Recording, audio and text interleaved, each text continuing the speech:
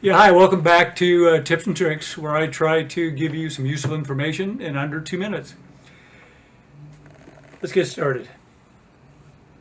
Now, when you're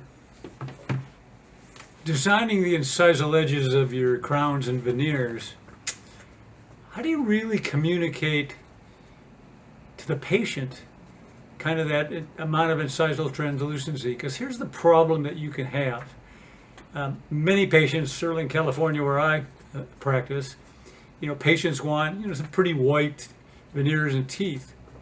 And if your lab just randomly does some really nice incisal lobes and incisal translucency, oftentimes it looks gray in contrast to the really white dentin of the rest of the restoration. And all of a sudden you put them in, and the patient says, what is this gray along my biting edge? And now you got a problem because the patient wasn't expecting that, and they might accept it, but they weren't accepting it. And the bottom line is, if they don't accept it, it's your fault because you didn't communicate. So what I found is the best way to communicate with the patients in the lab is use a system called the ladder.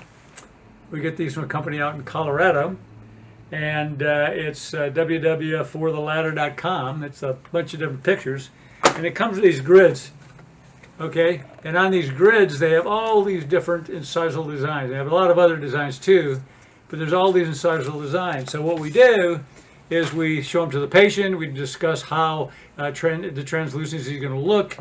We give them the options. We discuss why we have incisal translucency, and ultimately they make the decision.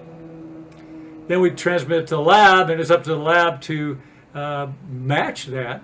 And if they don't, well, then it's the lab's fault. And if the lab does match it, and then we get it back to the patient, and they change their mind, whose fault is that? Well, that's the patient's fault. And so if you've got a good way to communicate incisal translucency to the patient, it can really keep you out of some potential problems. Okay, thank you. 2 minutes on the dot. You're getting better. Thank you.